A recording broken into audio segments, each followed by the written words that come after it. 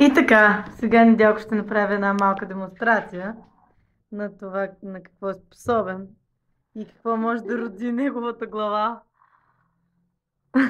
Едната му мозъчна клетка, която е останала. Ето, ето. Да, това е един нормален човек. Чист българин.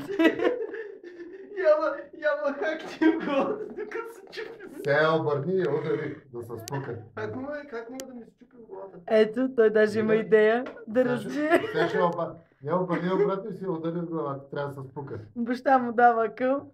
Има на кой да са метни. Към челото. Да. Да. Снимаш? Да, снимам. Това е за YouTube просто. Вебокс. Снимаш ли? Да.